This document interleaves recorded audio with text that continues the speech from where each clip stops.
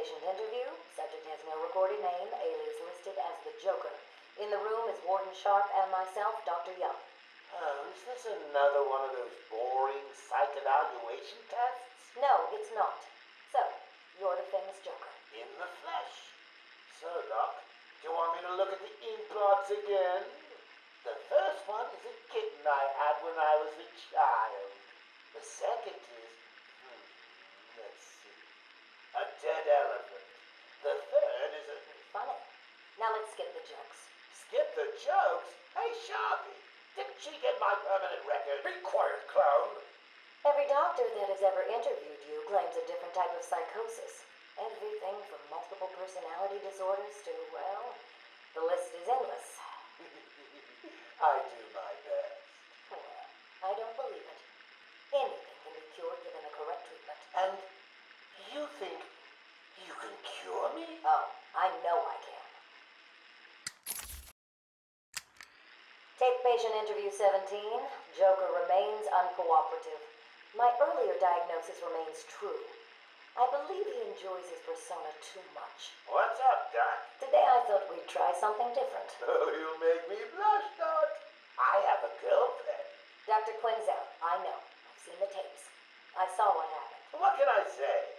I'm a charmer. Anyway, I thought it would be good to talk about your childhood. Oh, ever heard of romance, Doc? I don't give up the goods for free. You'll have to try harder. What are you hiding? Didn't you hear me? You scratch my back, Doc, and, well, I won't have you wrapped in plastic and left in a gutter. Tape patient interview 20. Joker is more interesting than I originally believed. When Project Titan is operational, I believe Joker will be the perfect test subject. Good afternoon. Today I thought I'd skip back to our previous conversations about your family. Of course. I was born in a small fishing village. I always wanted to join the circus, but my father wouldn't really let me. I don't believe you. My father was a cop. 1 week from retirement when the mob... I've seen the movie. What are you scared of? Scared? Yes, scared. There's obviously something. Something that made you what you are. What if I'm too scared to remember? It hurts too much. Then I can help you. These are the private notes of Dr. Young. Titan is a success. Even my funding worries have been solved after the unexpected donations from Mr. White. Joker has also shown a remarkable interest in the possibility of a cure. Once the protein bonding process is finalized, I will... Dr. Young, you ready? Oh, yes, come in. You'll hurt my feelings, Doc, keeping me waiting like that. Sit down. You can leave us. You sure? We're fine. Aren't we, Joker? Oh, yes. Well, if you insist. I'm just outside, okay? So is he here? Did your patient X arrive? Yes, I must say progressing more rapidly than I expected. But enough of that. Let's talk about you. No. Let's talk more about your Titan project. My what? How How do I know you have Bane strapped to a table in the basement while you pump him dry? Would you believe a lucky guess? I've been a fool. Joker was behind it all. He's Jack White. He gave me the money, pulled the strings to release Bane. How could I not have seen it? He's been blackmailing me. He has a crazy plan to create an army of monsters. I want out, but... Hello? Hello? Dr. Young's office. Please hold for Mr. White. What? Hello, Doc. We need to talk. I'm not doing it, Joker. Do you hear me? Wait. How did you get access to a phone? Oh, yes. Sorry, Doc. Had to split. I hate small, confined spaces. Reminds me of my childhood. Another lie? Who knows? I certainly don't, but let's not get distracted with details. So, anyway, I want my monsters. I sent you back the money. I don't want it. Do I look like I care about money? I just want my monsters, Doc. And if you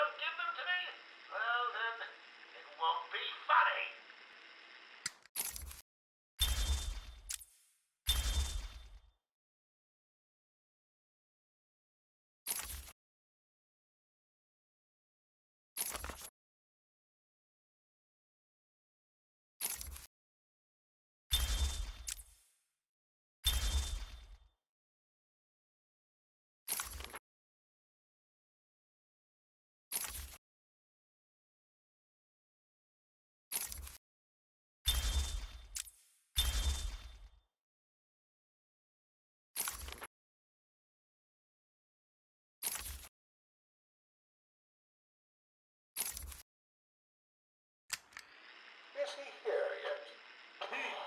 You're kidding me, right? That thing's not a man. My God! Hello.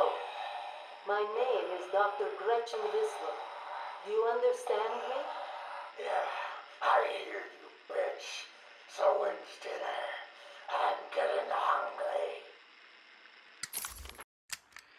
Taped patient session 2. Patient name Waylon Jones, a.k.a. Killer Croc. So, is this the part where you try and reason with me? Find out why I did it, Doc. We're here to help you, Mr. Jones. You got a cure for me then, Doc? Can you make me normal? Normal is a poor choice of words. No one's really normal, are they? Figured as much. So, how about this, Doc? You let me go now, and I won't eat you. You don't really eat people. It's just an urban myth. Oh, you think? Keep believing that, Doc. Sit down and shut up. You think I'm scared of you, Cash? I've got your scent. You're And I've got yours too. Know what? It stinks. Carry on, Doc. Please don't do that again, Mr. Cash. It's not helping.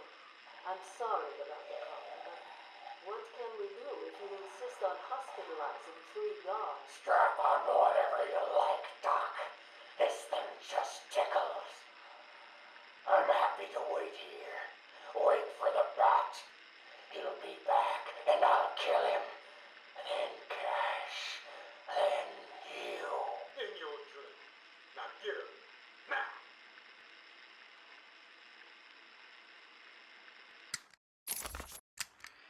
Patient interview, Waylon Jones. Progress has been slow. What happened back in that house? Just business. Business? What kind of business practices result in a house full of mutilated corpses? I don't like having my time wasted. Someone doesn't pay. They need a lesson. They owed me. So you killed them, tore up their bodies. The police never found all the pieces. They should have looked in the sewers. Are you saying you hid them there? After a while. Usually takes about 8 hours. Time to go, Croc. Get up. Patient interview. Waylon Jones, a.k.a. Killer Croc. Last night, the patient was pacified after a breakout attempt. Guardian Cash is in hospital. Reports state that the patient attacked Cash and in the struggle consumed his left hand. Cash is lucky to be alive. He lost a lot of blood. Me too. I nearly choked on that bony hand of his. That's disgusting. He could have died. He's just food to me. And once I get a taste, I want the rest of the meal. You know what I mean. Get him out of here. Now. Got your scent too, lady. I'll see you around. Tick tock, tick tock.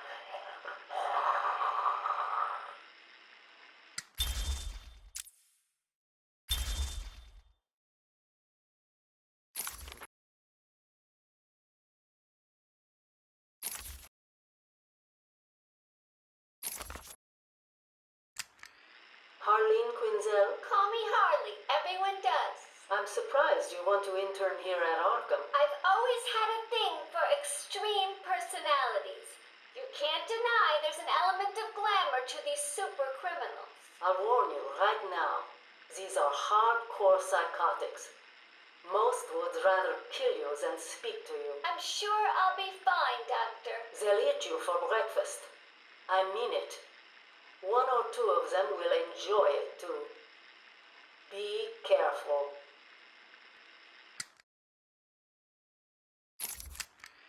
Patient interview number 1. So, I'm your first, am I, Tubbs?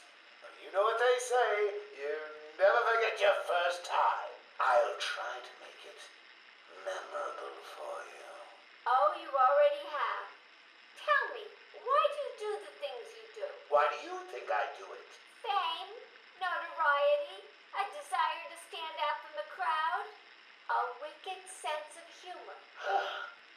You're good. How did you figure me out, Doc? I've had doctors poking around in here for years, and no one was as astute, and if you don't mind my saying, beautiful as you. Really? You're just playing with me. Well, you'll never know, will you? Unless... Unless what? Tell me. Care to tell me how these got in my office? Simple, really. I put them there. Why? You don't like flowers? I think the guards would be interested to know you've been out of your cell. Oh, if you really were going to tell, you already would have. How do you know I haven't already? You know, sweet, I like you. I really do. Even your name. Rework it a bit and we get... Harley Quinn, like the clown. I know, I've heard it before. It's a name that puts a smile on my face. It makes me think there's someone here I can relate to. Someone who might like to hear my secrets. Really? Go on. Not here, my dear. Too many ears and eyes. Come back tonight. I'll be ready for you. He's crazy, you know. Who? Batman? No, Santa Claus. Of course, Batman. Always Batman. I've seen it in his eyes. Screaming mad stalkers. And dishonest. Hiding his face behind a fright mask. Well, no masks for me. I have nothing to hide. I laugh at the cruel absurdity of the world. But Batman, he's got them all fooled. He's made them think he can make a difference, that he can actually make things better. And the joke of it is, they all believe it. The police? The police, the media, the frickin' junior rangers. Every last sack of walking meat in this urban cesspool. Listen, sweets. Batman knows we're all on the same funhouse slide into madness. Why won't he admit it? He's up there in his belfry laughing at us. And the real gag is the miserable liar is allowed to run free while I'm in here. That's really incisive. Then you understand, don't you? You know why I do what I have to do. You know Gotham's only real savior is me. I got what you wanted. You did? I mean, good. How did you smuggle it in? Actually, I don't want to know. So are you ready to stop that evil, murdering bat once and for all? Of course I am. He needs to pay for what he's done to you. Give it here then, quickly.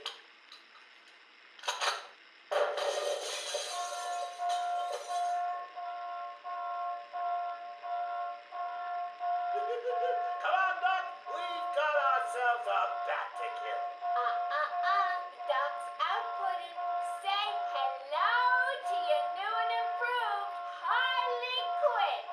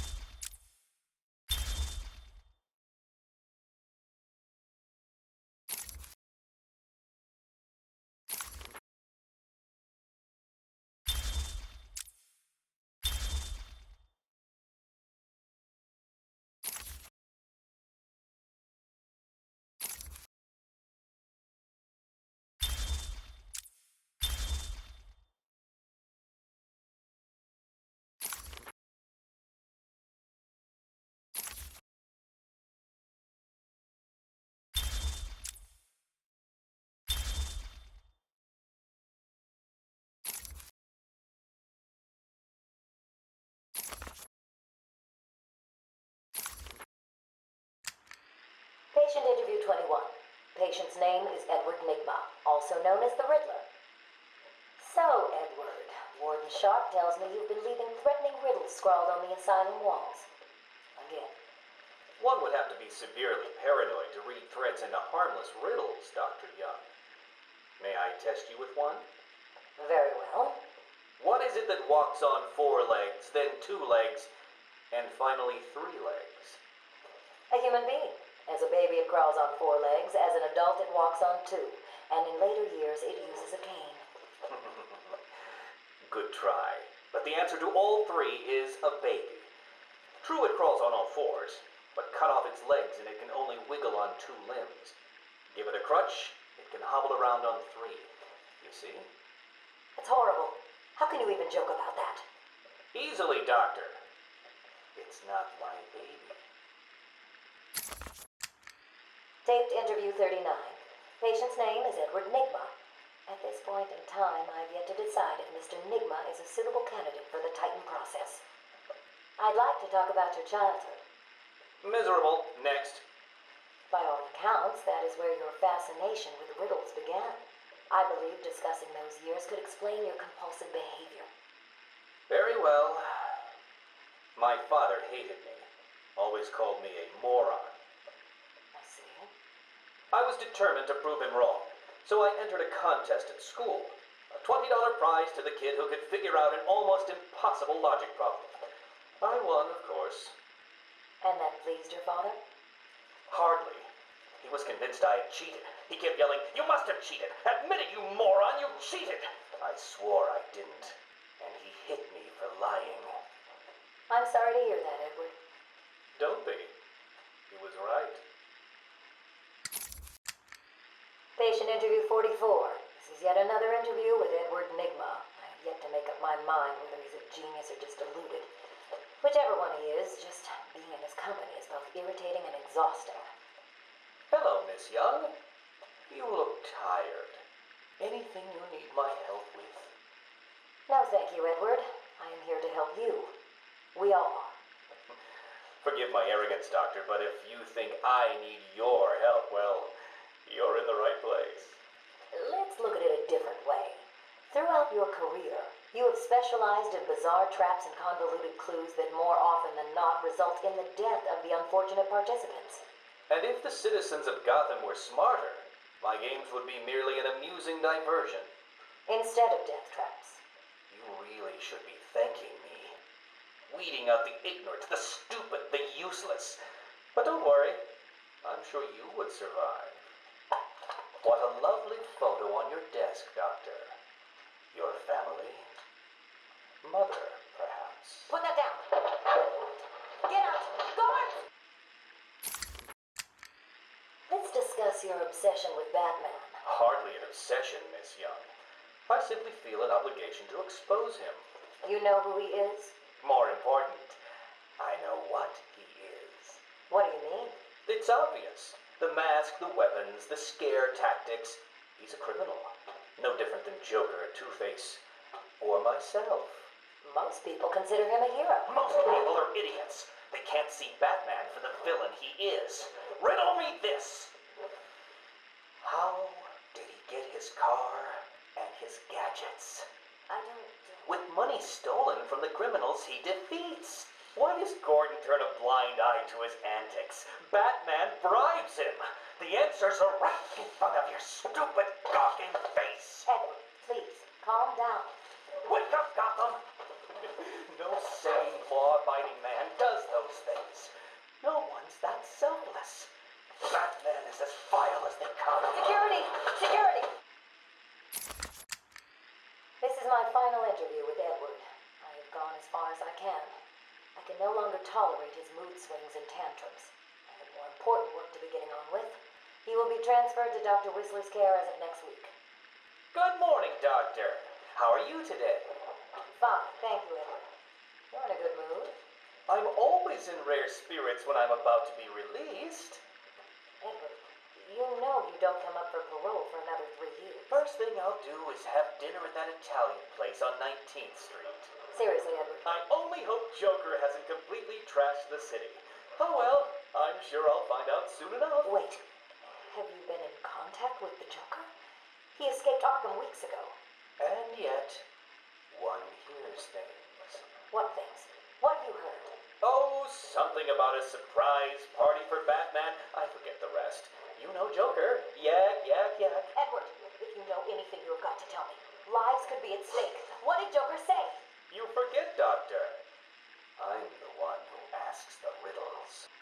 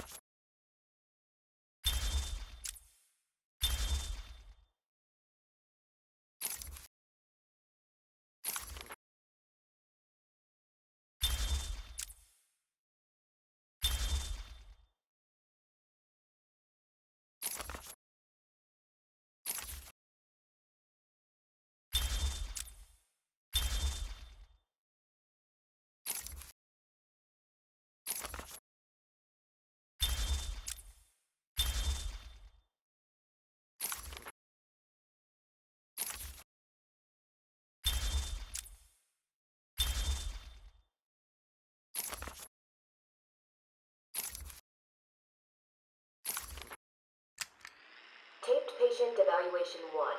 Patient name is Victor Zaz. Diagnosed clinically insane after the murder of at least 20 women in the Gotham area. Hello, Victor. I'm Dr. Cassidy. Seeing as this is our first session, let's spend some time getting to know each other. I don't need to know you, Miss Cassidy. Everything is meaningless. Don't you think that's a very negative outlook on life, Victor? You've no doubt read my file. Yes, I have. It says you come from a wealthy family, that your parents died, how you lost all the money gambling. And none of it matters. Why do you keep saying that, Victor? Because the only thing that does matter is the mark. Have you seen my work, Miss Cassidy? If you're referring to the marks on your... Of course I mean my tally marks. And I have a space for yours. Do you want to see where? Taped patient evaluation 5. Victor is not responding well to treatment. Victor, yesterday we spoke about the people you killed. Ah, the zombies. They are all people, Victor. They are zombies. Continuously shuffling through the daily grind, waiting for someone to liberate them. You mean kill them? The police report states that you've murdered, or liberated, if you like, 20 young women in the last 3 months. Each had her throat slit and was left posed. They were all lucky to be chosen to receive my gift. I doubt they would agree with you. Really? How about you, Miss Cassidy? As you take the elevator to your apartment each night, open the 6 locks to apartment 433. Remember you forgot to buy your cat food. Again. How do you know As where you sit down on your favorite red chair, cat on lap, just waiting for something to happen. I can make it happen, Sarah.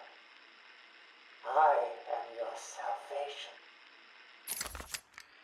Patient's name is Victor Saz. For the record, the patient has transferred from Dr. Cassidy, who is on leave after the incident last week. Hello, Victor. Please, take a seat. Guards, you can leave us. Sorry, Doctor. Warden's orders. I can't leave you alone with him. I understand. Hello, Victor. How are you feeling today? Victor, I can't help you if you don't speak. Depressed. Does that help you? Can you get into my mind, Doctor? Why depressed? I'm just thinking about the one that got away. The one I chose. I needed the mark. I want the mark! Victor has been more subdued recently. Response to medication has been poor. Touching. Hello, Victor. Is there anything you'd like to talk about today? Victor! This is going nowhere. Guards! Get him out of here! You heard the doctor. Get out. Didn't you hear me? He's got a knife! Ah! Get a trike in him! Get a trike in him! Oh, God! He's on Bill! He's cutting him! Get him off! Get him off! We need help here! Victor has been in isolation since the attack on Zagar last week. As I wait for him to be brought up to me, I have had time to review his notes. I am increasingly worried he cannot be cured. He has no empathy for his victims. Deep down, I believe he views all of us as potential victims. Doc, are you okay? What's happening? It's Zaz. He broke out of isolation. He's gone. Oh, God! Don't worry, Doc. You're in the safest place. He's definitely left the island. Of course. But someone needs to alert the authorities. He'll need to kill again. Do you understand me? Needs to. Oh, no. He's gone after Dr. Cassidy.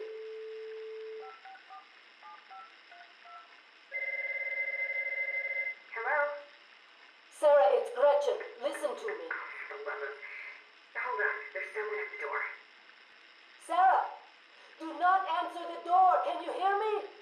Do not answer the door. It says he's free.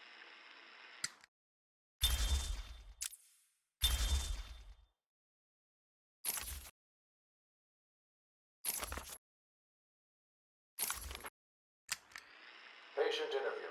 Pamela Lillian Isley, November 12th, 11:33 a.m. Good morning, Pamela. How are you today? Fine. Today is a special day. What do you mean? This is the anniversary of my new life. When I found my true self, my destiny. Are you referring to the event with Dr. Woodrow? Yes. What else? Of course, at the time I thought Jason had poisoned me.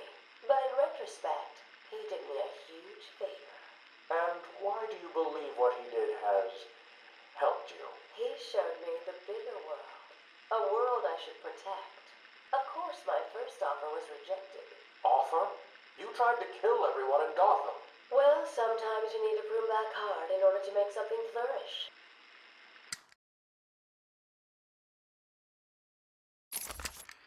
Patient interview.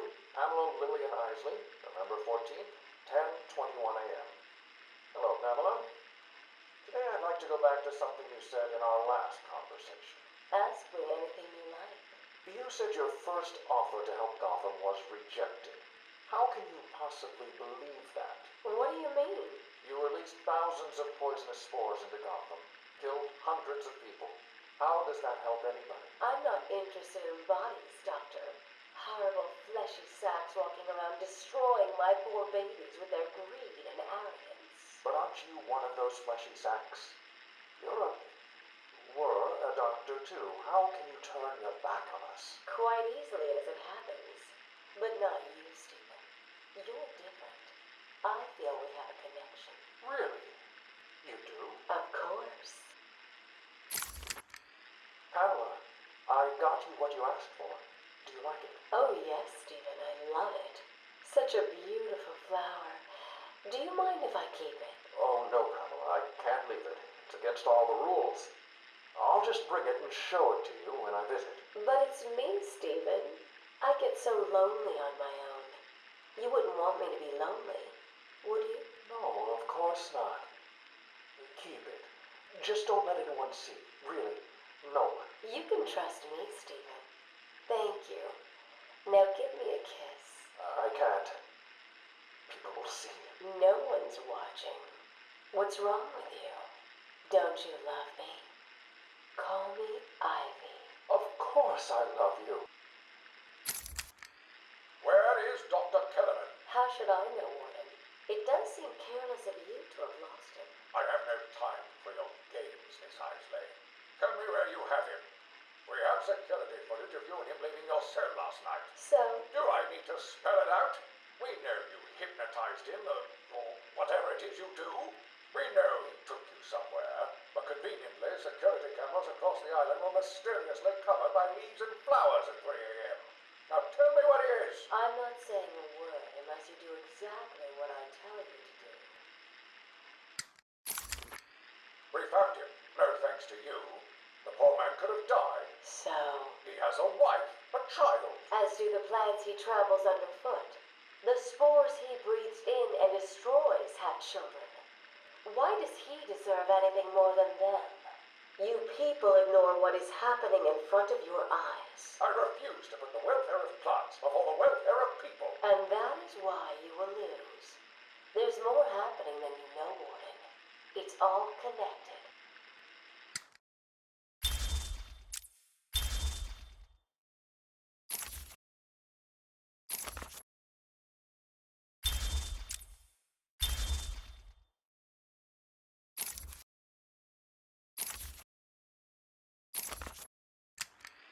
Patient interview 1.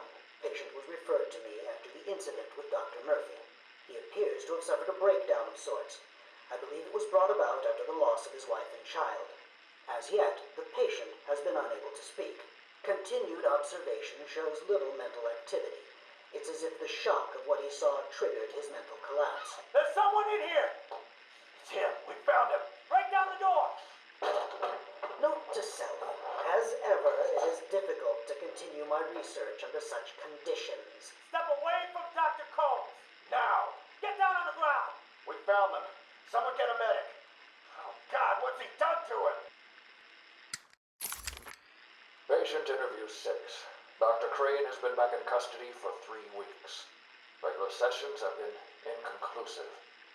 I am not sure he is actually insane. Good evening, Stephen. How are you tonight? I'm conducting the session, Jonathan. Of course. If that helps you cope, I wouldn't have it any other way. Let's talk about the events 3 weeks ago. What did you think you'd achieve? Dr. Murphy is still in therapy. I wanted to understand him. His personal demons, his fears. It's all quite fascinating, really. But you were a respected doctor. A brilliant mind. Now just another resident in Arkham. Can I have a drink? A strong one? This kind of question bores me. I'm afraid not. Interesting choice of words, Doctor. Tell me, what are you afraid of? Patient interview 9. Dr. Crane continues to evade questions.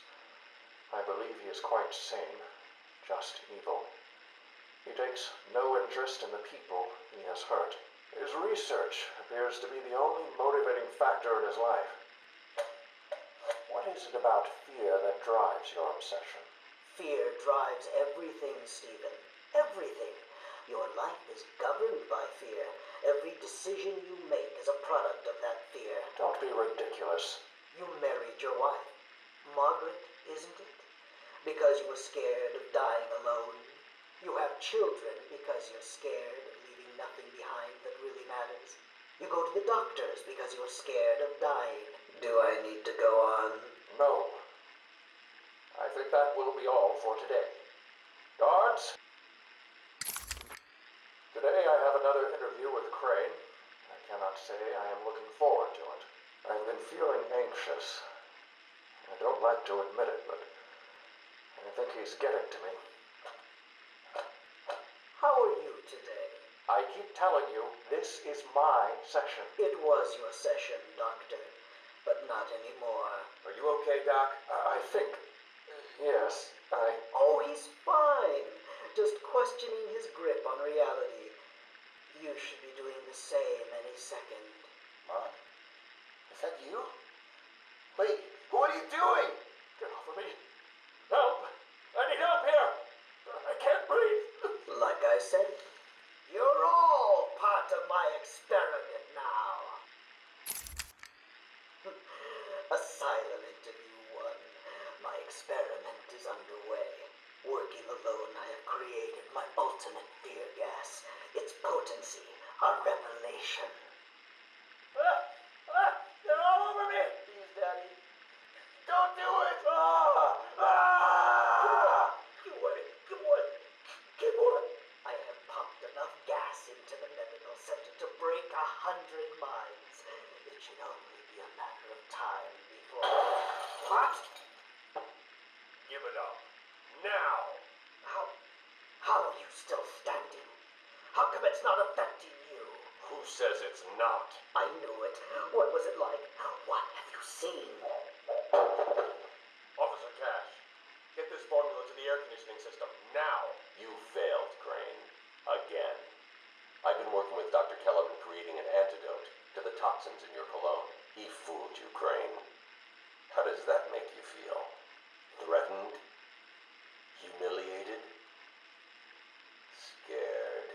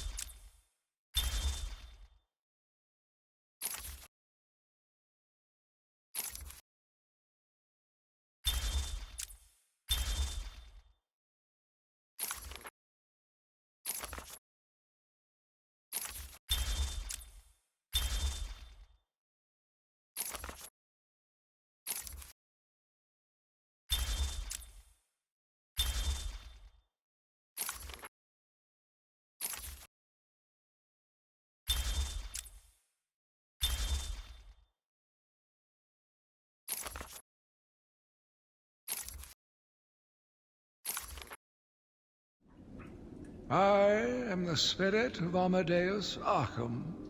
Through my actions, I have saved this cursed city, though my own curse is to forever remain in the shadows. My story is carved into the very soul of Arkham, and will only be revealed to those dedicated enough to discover it. My family's blood ran through the heart of Gotham. We were doctors, politicians, and teachers. We have been the organ cleaning the arterial filth from the city. We have been its servants, giving all to protect it. And still it has chosen to hurt us. As Gotham's veins slowly filled with pain and suffering, the effects were felt everywhere.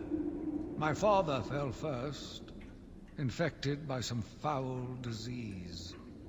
My mother lived on, but only in a dream. I returned to the family home to care for her, where she remained in her bed for as long as her body continued to breathe. Her tears kept me awake at night.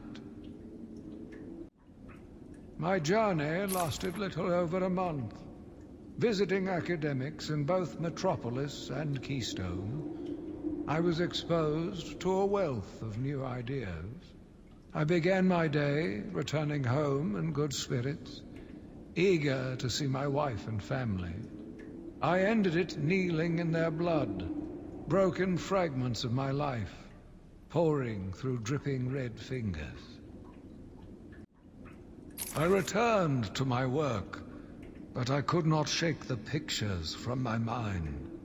I should have been repulsed, but I was more eager than ever to find an explanation for why someone would do this.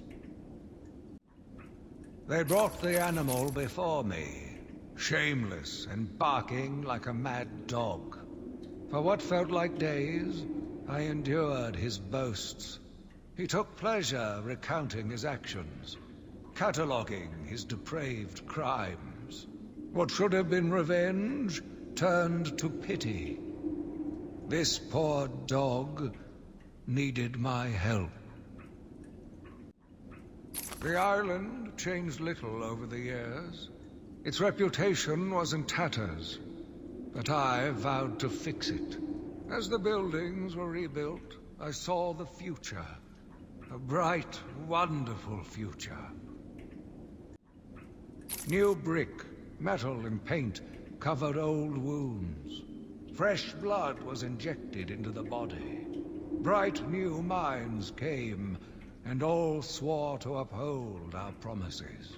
We all knew we were the ones to fix this city, and the city would thank us. My family's killer stood in front of me. Years of therapy have deemed him sane. I was proud to see him walk free. In exchange for his liberty, the state required only a signature. He talked about wanting to walk in a park, how he longed to feel fresh air on his face. And then he took my father's fountain pen and killed my secretary. As he was subdued, he screamed out, pleading for forgiveness, for pity. But I had none. I watched as guards beat him to a stain on the floor. Spring was a turning point, a new beginning, a glorious realization of my true destiny. My family's killer perished in an unfortunate accident. These animals cannot be cured. Like dogs, they only respond to discipline. And if that fails, then I was afraid that these accidents would have to continue. I took a walk around my island. I passed by the penitentiary and felt nauseous at the thought of the filth it contained. I looked out over the Gotham Bay, and in the distance I saw lights. No doubt boats bringing more filthy degenerates to my city. I swore again to protect her from this darkness. I argued with the latest group of young, eager doctors.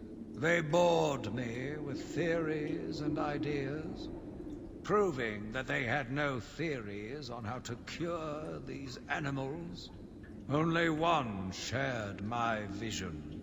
I offered her the chance to explore her dreams. She accepted. We'll make a good team. The Gotham police dragged a new patient to the island. They said he was responsible for the disappearance of hundreds of the city's vagrants. As I looked at his disgusting body, all scales and teeth, my mind ran free, dreaming of delicious punishments to break this monster. Doctors gathered around, poking it, examining, but only I knew what would cure him, once and for all. The beast was too strong. His animal savagery nearly cost me my life. I took my frustrations out on a lone patient. His case notes suggested he was a paranoid schizophrenic. His pleas, as I beat him to death, suggested much more. His confessions were illuminating. My path was clear. Every day I found the patients more distracting. Their insane mutterings and constant twitching disgusted me. There was only one way to cure this evil. Only one way to purify the city and ensure its future. I needed to prepare myself. I needed to be ready. I had a sudden pang of conscience. I sought counsel from my priest on the choices I had made. I asked him if it was a sin to kill in order to save a life. The holy man said all life was sacred, but a judgment would not be upon my soul if I acted to save another. I left the confessional with my soul uplifted, convinced more than ever I am doing a service not only to mankind, but to God as well. I watched in silence as he brought in the woman.